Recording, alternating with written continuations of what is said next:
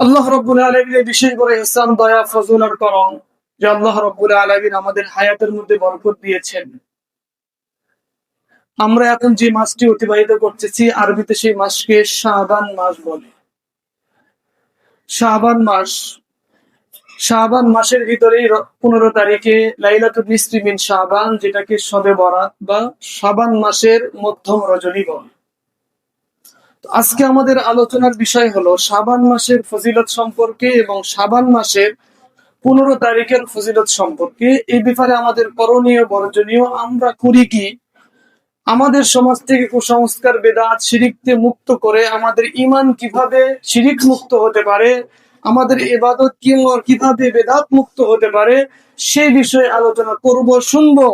এর মাধ্যমে আল্লাহ তাআলা আমাদের জন্য যে পুরস্কার নির্ধারণ করছেন, সেই পুরস্কার আল্লাহ তাআলা আমাদেরকে দান করবেন। হাদিস শরীফে আছে রাসূল কারীম সাল্লাল্লাহু আলাইহি ওয়াসাল্লাম রমজান মাস ছাড়া শুধুমাত্র সারা বছরে রমজান মাসেই সারা মাস রোজা রাখতেন, আর বাকি 11টা মাসের মধ্যে শাবান মাসে সবচেয়ে বেশি রোজা রাখতেন। শাবান মাসে, এই যে মাস চলতেছে, এই মাসে আল্লাহ রাসূল সবচেয়ে বেশি রোজা রাখতেন। একটা না, দুইটা না, বলা হচ্ছে সারা মাসে রাখতেন, কিন্তু মাসের শেষে গিয়ে একদিন দুই দিন বাদ দিতেন। যে শাবান মাসে আল্লাহ রাসূল এত বেশি নফল রোজা রাখতেন, যেটা অন্য কোনো মাসে রাখতেন। সাহাবায়ে কেরামের বর্ণনা বলেন যে রাসূল যখন নফল রোজা শুরু করতেন, আমরা মনে করতাম রাসূল মনে হয় আর রোজা ছাড়বেন না। আবার যখন রাসূল রোজা রাখা বন্ধ করতেন, তখন আমরা মনে করতাম রাসূল মনে হয় আর নফল রোজা শুরু করবে না। কিন্তু শাবান মাস আসলে রাসূল এত বেশি রোজা রাখতেন, এত বেশি রোজা রাখতেন, মনে হয় যেন মাস শেষ করে দিবে, মাসের শেষে গিয়ে একদিন দুই দিন বন্ধ রাখতেন। তার মানে রাসূলের নফল রোজার পরিমাণ শাবান মাসে সবচেয়ে বেশি হতো। এই শাবান মাসের রোজা রাখার ফজিলত অনেক বেশি। কেন? আল্লাহ রাসূল বলেন যে আমি শাবান মাসে রোজা বেশি রাখি কেন? শাবান মাসে বেশি রোজা রাখার কারণ হলো, রাসূল বলেন যে প্রত্যেকটা মানুষের সারা দিনের আমল রাত্রিতে আল্লাহর কাছে উপস্থাপন করা হয়, আর সারা রাতের আমল সকালে আল্লাহর কাছে উপস্থাপন করা হয় দৈনন্দিন। আর সপ্তাহের সোমবার আর বৃহস্পতিবারে সাপ্তাহিক আমল আল্লাহ তাআলার কাছে উপস্থাপন করা হয়। আর বাৎসরিক আমলটা আল্লাহ রাব্বুল আলামিনের কাছে শাবান মাসে আল্লাহ তাআলার কাছে বান্দার সারা বছরের ইবাদত আল্লাহর সামনে উপস্থাপন করা হয়। রাসূল বলেন যে সারা বছরের ইবাদত শাবান মাসে আল্লাহর কাছে উপস্থাপন করা হয়, তো আমি রাসূল চাই আমার ইবাদতটা আল্লাহর কাছে আমার রোজা রাখা অবস্থায় উপস্থাপন করা হোক। তাহলে সাপ্তাহিক, দৈনন্দিন, বাৎসরিক, বাৎসরিক যে ইবাদতের যে লিস্ট, যে পরিমাণ, এটা আল্লাহ তাআলার কাছে যেই মাসে উপস্থাপন করা হয়, সেই মাসটা হলো এই শাবান মাস। আমরা কি চাই না যে আমাদের ইবাদতটা যখন আল্লাহ তাআলার কাছে উপস্থাপন করা হবে, ওই মাসটা যেন, ওই দিনটা যেন আমার রোজা অবস্থায় আমার আমল আল্লাহর কাছে উপস্থাপন হোক। এই জন্য আমরা শাবান মাসে বেশির চেয়ে বেশি রোজা রাখার চেষ্টা করব, নফল রোজা। যে যত বেশি পারি সে তত বেশি রোজা রাখার চেষ্টা করব, যাতে করে রমজানের রোজার যদি এটা আমার প্রস্তুতি হয়ে যায়, অগ্রিম প্রস্তুতি হয়ে যায়, রমজানের রোজা প্রথম থেকে যেন আমার কাছে কষ্টকর না হয়, শাবান মাসে অধিক রোজা রাখার মাধ্যমে রমজানের রোজা রাখাটা যেন আমার জন্য সহজ। যেমন ফরজ নামাজের আগে 2 রাকাত 4 রাকাত সুন্নত নামাজ পড়ি, যাতে করে মনকে কন্ট্রোল করে সুন্দর করে আমার ফরজটা যেন পরিপূর্ণ আদায় হয়ে। ফরজ নামাজ যদি 1 রাকাত 2 রাকাত আমার সে বাদ পড়ে যায়, জামাত ছুটে যায়, বাদ বাকি নামাজ পড়তে কিন্তু অতটুকু আন্তরিকতা আসে না, মনোযোগ আসে না, যতটুকু আন্তরিকতা আমি ফরজের আগে যে সুন্নত নফলগুলি পড়তে পারি, এর পরে নামাজ পড়লে যতটুকু আগ্রহ, একাগ্রতা আসে। এই জন্য শাবান মাসে বেশি বেশি রোজা রাখবো। এর দ্বারা আমার রমজানের রোজার যে ফরজ, এটার পরিপূর্ণ ফজিলত আমার অর্জন হবে। তো এটা হলো শাবান মাসে আমরা বেশি বেশি রোজা রাখবো, এটা হলো আমার শাবান মাসের ইবাদত। 2 নম্বর হলো শাবান মাসের 15 তারিখের ইবাদত। শাবান মাসের 14তম রাতে, আগামী মঙ্গলবার দিনগত রাতে, এটা আল্লাহ তাআলার পক্ষ থেকে আমাদের উম্মতে মুসলিমার জন্য একটা অফার। আল্লাহ রাসূল বলেন, শাবান মাসের 15 তারিখের ব্যাপারে আল্লাহ রাসূল হাদিসের মধ্যে বলেন, ইন্নাল্লাহা লা ইয়াত্তালিউ ফি লাইলাতিন নিসফি মিন শাবান ফায়াগফির লিজামি খালকিহি ইল্লা লিমুশরিকিন আও মুশাহিন। আল্লাহ রাসূল বলেন যে লাইলাতুন নিসফি মিন শাবান, শাবান মাসের মধ্য রজনী আল্লাহ রাব্বুল আলামিন তার সমস্ত বান্দাদের প্রতি নেক দৃষ্টিতে তাকান, রহমত নাজিল করেন এবং সবাইকে আল্লাহ, তার সমস্ত ঈমানদারদেরকে আল্লাহ তাআলা মাফ করে দেন। শুধুমাত্র মুশরিক আর বিদ্বেষ পোষণকারীকে আল্লাহ তাআলা এই রাতে মাফ করে না। তাহলে এই হাদিস আমরা দুইটা বিষয় লক্ষ্য করলাম। একটা হলো যে কারা মাফ পাবে, কারা মাফ পাবে না। মাফ পাবে কারা? সকল ব্যক্তি। আল্লাহ তাআলা সবাইকে, সমস্ত ঈমানদারদেরকে সমস্ত গুনাহ মাফ করে দেওয়ার ঘোষণা করলেন। তো সমস্ত গুনাহ থেকে, সমস্ত গুনার মাফের ঘোষণা করা মানে হলো যার সমস্ত গুনাহ মাফ হয়ে গেছে সে জান্নাতে যাবে। তো এই শাবান মাসের 15 মধ্যম রজনীতে আল্লাহ তাআলা বললেন যে আমি আমার সমস্ত বান্দাদের সমস্ত গুনাহ মাফ করে দিলাম, আর সমস্ত গুনাহ মাফের ফলাফল হলো সবাইকে জান্নাত দিয়ে দিলাম। কিন্তু দুই শ্রেণীর মানুষকে আল্লাহ রাসূল আলাদা করে বললেন যে এই দুই শ্রেণীকে আমি, আল্লাহ তাআলা বলেন যে এই দুই শ্রেণীর মানুষকে আমি ওই দিন ক্ষমা করব না। ওই দিন আমি সবাইকে ক্ষমা করব, সবাই আমার ক্ষমা পাবে, সবাই জান্নাত পাবে, কিন্তু আমি আল্লাহ তাআলা ওই দিনেও দুই শ্রেণীর মানুষকে ক্ষমা করব না যতক্ষণ পর্যন্ত তারা ওই দুই গুনাহ থেকে বিরত না থাকবে, তওবা না করবে, ততক্ষণ পর্যন্ত আমি আল্লাহ তাআলা সবাইকে ক্ষমা করলেও এই দুই শ্রেণীর মানুষকে ক্ষমা করব না। এখন আমাদের জানার বিষয় হলো যে কোন দুই শ্রেণী, কোন দুই অপরাধী ব্যক্তি যারা ওই দিনেও, সবাই যেখানে মাপ পাইতেছে, সবাই যেহেতু এই অফারটা গ্রহণ করতেছে, এই অফারের দিনেও আল্লাহ তাআলা, জান্নাত দেওয়ার দিনেও আল্লাহ তাআলা দুই শ্রেণীর মানুষকে ওই দিন জান্নাত দিবে না, সমস্ত গুনাহ মাফ করবে না। সেই দুই শ্রেণী কারা? যেই দুই শ্রেণীকে আল্লাহ মাফ করবে না ওর ভিতরে আমি গুনাহগার আছি কি? যেই দুই শ্রেণীকে আল্লাহ রাসূল বলছেন তারা শবে বরাতে, লাইলাতুন নিসফি মিন শাবানে সবাই মাফ পাইলেও ওই দুই শ্রেণী মাফ পাবে না। তারা কারা? এর ভিতরে আমি আছি কিনা? থাকলে আমার করণীয় কি? এখান থেকে আমিও কিভাবে, সকলেই যেখানে মাপ পাবে, যারা মাপ পাবে তাদের মধ্যে আমি অন্তর্ভুক্ত হতে পারি কিনা, আমার সেই সুযোগ আছে কিনা। আমরা দুনিয়ার ব্যাপারে দেখি যে অফার যখন চলে, যখন সামনে কোনো সুবর্ণ সুযোগ আসে, যারা চাকরিজীবী আছে তারা অপেক্ষায় থাকে যে ওই মাসে আমাদের চাকরিতে প্রমোশন হবে, বেতন বাড়বে, এই হবে সেই হবে, ওই মাসের আশায় থাকে। একজন ক্রেতা আসে, যে জিনিসটা কিনবে সে ওইটা কেনার জন্য আশায় থাকে, এইটা কোন সময় কিনলে কম দামে ভালো জিনিস কিনা যাবে, আশায় থাকে অফারটা কবে আসে। একজন বিক্রেতা, সে বিক্রি ব্যবসা ঠিক রাখার জন্য, লাভ বেশি করার জন্য সেও বিভিন্ন সময় ব্যবসায়ীদের পক্ষ থেকে অফার আসে যাতে করে বেশি মাল বিক্রি করে অল্প লাভে বেশি মাল বিক্রি করে অধিক লাভবান হওয়া যায়। এরকম ব্যবসায়ীরা, ক্রেতারা, চাকরিজীবী বিভিন্ন জন বিভিন্ন বিষয়ে, সময়ে, মাস, বছর কেন্দ্র করে তারা একটা অফার ছাড়ে। যারা এই অফার গ্রহণ করে আশায় থাকে তারা চেষ্টা করে, চিন্তা করে ওই অফারটা আমি কবে পাব। একজন ইমানদার হিসাবে আমি যখন চিন্তা করব দুনিয়াতে আমার কাছে সবচাইতে কাঙ্ক্ষিত বস্তু কি, আমার কাছে দুনিয়াতে সবচেয়ে লোভনীয়, আকর্ষণীয়, দামি, মূল্যবান জিনিস কি, আমি কার আশা করতে পারি ইমানদার হিসাবে? আমি তো নিজের জন্য সবচেয়ে বড় আশা করতে পারি যে আল্লাহর সন্তুষ্টি অর্জন করে আমি জান্নাত যেন পাই। এই আশা একজন ইমানদার হিসেবে আমার থাকাটাই স্বাভাবিক। একজন ইমানদার হিসেবে আমি কিসের আশায় থাকবো, কোন অফারের আশায় থাকবো? একজন চিন্তাশীল ইমানদার সেই চিন্তা করবে যে আমি একজন ইমানদার, আল্লাহ আমাকে কখন জান্নাতের অফারটা দিবে, আমি সেই সময়টাই গ্রহণ করব। সারা বছর তো ইবাদত করবোই, ঠিক আছে, আমি আশায় থাকবো কোন কোন সময় আল্লাহ তাআলার পক্ষ থেকে স্পেশাল অফার আসে, যে অফার আমি গ্রহণ করতে পারলে দুনিয়ার সবচেয়ে দামি মূল্যবান জিনিস, যেটা দুনিয়া থেকে যেটা পাওয়া জান্নাত, ওই জান্নাতটা আমি পাওয়ার যে অফার, ওই অফারের আশায় আমি থাকবো। যখন পাবো তখন নিজের সবকিছু বিলীন করে দিয়ে হলেও ওই অফারটাকে আমি গ্রহণ করব। যদি আমার একদিকে জান্নাত রাখা হয় আর একদিকে পুরো দুনিয়া রাখা হয়, একজন ইমানদার দুনিয়াকে লাথি মেরে জান্নাতটাকেই অর্জন করবে। আল্লাহ তাআলা আমাকে অফার দিয়েছেন যে লাইলাতুল নিসফি মিন শাবান, শাবানের মধ্যম রজনীতে আমি সবাইকে মাফ করব, আর যাদেরকে আমি মাফ করব তারা তো জান্নাতে যাবেই। তার মানে হলো শাবান মাসের 15 তারিখে আল্লাহ তাআলা অসংখ্য বান্দাদেরকে জান্নাতি হিসেবে ঘোষণা করবেন। এই রাতে আমি কি কি আমল করতে পারি?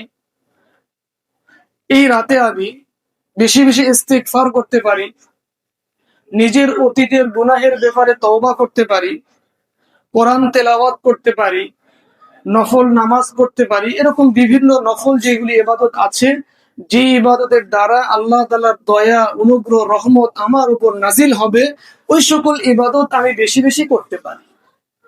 ঈশার নামাজ জামাতের সাথে, ফজরের নামাজ জামাতের সাথে আদায় করার চেষ্টা করি। আল্লাহ রাসূল এই রাতে এত বেশি নামাজ পড়তেন, এত বেশি নামাজ পড়তেন যে আয়েশা সিদ্দিকা রাদিয়াল্লাহু তাআলা আনহা রাত্রে ঘুমন্ত অবস্থায় জাগ্রত হয়ে দেখতেন রাসূল এত লম্বা সময় সিজদা দিয়ে আছেন, রাসূলের পায়ে হয়ে চাপ দিতেন, দেখি রাসূল জীবিত আছেন না মৃত। কি পরিমাণ লম্বা সিজদা দিলে আয়েশা সিদ্দিকা রাদিয়াল্লাহু তাআলা আনহা এই ধারণা করতে পারেন যে রাসূল মনে হয় মারা গেলেন কিনা, তিনি তো এত লম্বা সময় সিজদা করতেছেন কেন। পরে রাসূল বলেন, আরে আয়েশা তুমি আমার গায়ে স্পর্শ করো কেন? আয়েশা সিদ্দিকা রাদিয়াল্লাহু তাআলা বলেন যে আমি তো দেখতেছি আপনি এত লম্বা সিজদায় আছেন, আমি ধারণা করতেছি আপনি মারা গেলেন কিনা, এজন্য শরীরে একটু চাপ দিয়েছিলাম। তো রাসূল সাল্লাল্লাহু আলাইহি ওয়াসাল্লাম কি পরিমাণ লম্বা সময় ইবাদত করতেন। এরপর রাসূল বলেন, তুমি কি আজকে জানো না আজকে লাইলাতুল নিসফি মিন শাবান, শাবান মাসের 15 তারিখ। আজকে আল্লাহ রাব্বুল আলামিন বনু কালব গোত্রের অসংখ্য ছাগলের কোটি কোটি পশমের চেয়ে বেশি গুনাহগার বান্দাদেরকে আল্লাহ তাআলা মাফ করবে। আজকে তো সেই দিন চলতেছে। এরকম অসংখ্য অগণিত গুনাহগারকে আল্লাহ তাআলা এই দিনে মাফ করবে, এর ঘোষণা আল্লাহ রাসূল হাদিসের মধ্যে বর্ণনা করছে। একজন ইমানদার হিসেবে এই অফার আমি কিভাবে গ্রহণ করতে পারি? এই অফার থেকে সারা বছর যে শয়তান আমাকে গুনাহের মধ্যে লিপ্ত করে জাহান্নামের ঠিক দ্বার প্রান্তে পৌঁছায় দিয়েছে, আমার মৃত্যু বাকি, আমার জাহান্নামে যেতে বাকি নাই, এইরকম একটা পজিশনে সারা বছর শয়তান আমাকে প্রস্তুত করেছে। যখন শয়তান শুনবে যে লাইলাতুল নিসফি মিন শাবানের ইবাদতে আল্লাহ রাব্বুল আলামিন অসংখ্য বান্দাকে মাফ করে দিবে, এই দিন শয়তান আমাদের এই রাতটাকে ইবাদত থেকে দূর করে এই রাতটাকে আমাদের সামনে উৎসব হিসেবে উপস্থাপন করবে। ইবাদত থেকে, তওবার রাত, মাগফিরাতের রাত, ক্ষমার রাত থেকে বঞ্চিত করে আমাদের সামনে এটাকে উৎসবের হিসেবে গণ্য করে উৎসবের রূপ দিয়ে এই রাতটা মানে হলো এটা ইবাদতের রাত নয়, এটা কান্নাকাটির রাত নয়, এটা আল্লাহর কাছে ক্ষমা চাওয়ার রাত নয়, এটা যেন একটা উৎসবের রাত। এই ইবাদতের রাত থেকে উৎসবের রাতে রূপান্তর করা, এটা শয়তানের ষড়যন্ত্রের মধ্যে থেকে একটা কঠিন ষড়যন্ত্র। এই রাতেও যেন আমি সারা বছরের মতো গাফিল থেকে, আল্লাহর ক্ষমা থেকে বঞ্চিত হতে পারি, জান্নাত অর্জন করা থেকে, সকল গুনাহ থেকে, মুক্তি থেকে যেন আমি বঞ্চিত হই। এই জন্য শয়তান সে এই দিনকে, এই রাতকে আমার জন্য ইবাদত থেকে ঘুরিয়ে আমাকে উৎসবে পরিণত করে বিভিন্ন কুসংস্কারের মধ্যে সংযুক্ত করে আমাকে ক্ষমা থেকে বঞ্চিত করার গভীর ষড়যন্ত্র লিপ্ত হবে। আমি ইমানদার শয়তানের ষড়যন্ত্রের শিকার হয়ে আমি কি এটাকে ইবাদত থেকে বঞ্চিত করে, ইবাদত থেকে মুক্ত হয়ে আমি কি উৎসবের মধ্যে গা ভাসাবো কি? আতশবাজি আর দামি দামি খাওয়া দাওয়া আর আনন্দ উল্লাস আর বিভিন্ন উৎসবের মধ্যে দিন লিপ্ত হয়ে আল্লাহ যে এই রাত্রে আমাকে মাফ করবে, এই দিক থেকে আমি উদাসীন হয়ে গেলাম। এতে আমার লস হয়ে গেলেও শয়তান আমার মাধ্যমে লাভবান হয়ে গেল। তো আমরা কখনোই এই রাত, ইবাদতের রাত থেকে, মুক্তির রাতকে, মাগফিরাতের রাতকে উৎসবের রাত হিসেবে গণ্য করব না, এবং এটাতে আমরা এমন ভাবে ইবাদত করব যে ইবাদতের মাধ্যমে আল্লাহ রাব্বুল আলামিন যাদেরকে ক্ষমা ঘোষণা করছেন, যাদের জন্য জান্নাতের প্রতিশ্রুতি দিয়েছেন, ওই সকল বান্দাদের মধ্যে আমরা অন্তর্ভুক্ত। এখন আমাদের আলোচনার বিষয় হলো আল্লাহ তাআলা এই রাতে কাদেরকে মাফ করবে না, ওই দলে আমি আছি কিনা। এর মধ্যে এক শ্রেণী হলো ইল্লাল মুশরিক, মুশরিক যারা শিরিক করে। শিরিক কি? আল্লাহ তাআলার সাথে সম্পর্ক, আল্লাহ তাআলার সাথে সমকক্ষ স্থাপন করা। আল্লাহ তাআলার জাতে, সিফাতে, শক্তিতে কোনো ব্যক্তি বা বস্তুকে আল্লাহর সমকক্ষ মনে করাকে বলা হয় শিরিক। এক কথায় যেই কাজ আল্লাহর জন্য করলে ইবাদত হয়, ওই কাজটা আল্লাহ ছাড়া অন্য কারো জন্য করলে সেটা শিরিক। যেই সেজদা আল্লাহর জন্য করলে ইবাদত হয়, ওই সেজদা আল্লাহ ছাড়া কোনো মাজারে কোনো ব্যক্তি কারো সামনে করলে, পিতা মাতা পীর আউলিয়া যাদের সামনে করলে ওইটা হয় শিরক। যেই কাজটা আল্লাহর জন্য নির্ধারিত, ওইটা আল্লাহর সাথে অন্য কাউকে শরীক করলে সে হয় শিরিক। আর যে করে তাকে বলা হয় মুশরিক। আর আল্লাহ রসুল বলেন, মুশরিকের জন্য আল্লাহ তাআলা ওই দিন ক্ষমা ঘোষণা করবে না, তাদেরকে আল্লাহ তাআলা গুনাহ মাফ করবে না। আর আল্লাহ তাআলা পবিত্র কোরআনে বলেন, ইন্নাল্লাহা লা ইয়াগফিরু আন ইউশরাকা বিহি ওয়া ইয়াগফিরু মা দুনা যালিক। আল্লাহ তাআলা বলেন, শিরিক ছাড়া আর যত গুনাহ আছে আমি আল্লাহ চাইলে তাদেরকে মাফ করে দিতে পারি। লাইন আশরাকতা লা ইয়াহবাতান্না আমালুকা। আল্লাহ তাআলা বলেন, যে ব্যক্তি শিরিক করবে তার সকল আমলকে আমি, নামাজ, রোজা, হজ, যাকাত, দান, সদকা, সকল আমলকে আমি আল্লাহ তাআলা বাজেয়াপ্ত ঘোষণা করব। তার কোনো আমল আল্লাহ তাআলার কাছে গ্রহণযোগ্য হবে না। কেন? যে শিরিক এটা আল্লাহ তাআলার হক। এই আল্লাহ তাআলার হক, এই অধিকারে আল্লাহ তাআলা কাউকেই পছন্দ করবে। আমি চাই না আমার সন্তান আমাকে ছাড়া অন্য কাউকে বাবা বলুক। আমি চাই না আমার স্ত্রী আমার সাথে ছাড়া অন্য কারোর সাথে রাত্রি যাপন করুক। এটা যেমন আমি চাই না, কেন আমার সন্তান এটা আমার বাবা ডাকছে, এটা আমার অধিকার। আমার স্ত্রী আমার সাথে থাকে, এটা আমার অধিকার। তো আল্লাহ তাআলাও এটাই চান যে আমার বান্দা, আমি তার সকল চাহিদা পূরণ করি। সে মাথা নত করলে আমার কাছেই করবে, সে কোনো কিছু চাইলে আমার কাছেই চাইবে। আমি ছাড়া অন্য কারো কাছে যখন সে চাইবে, তখন তার সাথে আমার আর কোনো সম্পর্ক থাকবে না, তার সাথে আমার আর কোনো সম্পর্ক থাকবে না। সে আমার বান্দা থেকে বাহির হয়ে যাবে, তার জন্য আমার জান্নাত হারাম হয়ে যাবে, জাহান্নাম ওয়াজিব হয়ে যাবে। আমার দ্বারা যদি শিরিকের মতো জঘন্য কোনো গুনাহ হয়ে থাকে, আল্লাহর কাছে এই কথা বলবো, আল্লাহ আগামী মঙ্গলবার আসার আগে আগে আল্লাহ জেনে বুঝে, জানা অজানা, ইচ্ছায় অনিচ্ছায় যদি কোনো শিরিকের মতো জঘন্য গুনাহ আমার দ্বারা হয়ে থাকে, আমি সেই শিরিকের মতো জঘন্য গুনাহ থেকে তোমার কাছে তওবা করতেছি, ঈমান আনতেছি। আমি আমার অতীতের সকল শিরিক থেকে মুক্ত ঘোষণা করে তোমার কাছে ঈমানদার হওয়ার দাবি করতেছি।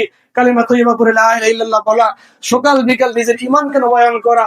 আমি জানি না আমার কোন কথা কাজ আমলের দ্বারা আমার ঈমান চলে গেছে, আমি জানি না, অথচ আমি নামাজি, আমি রোজাদার।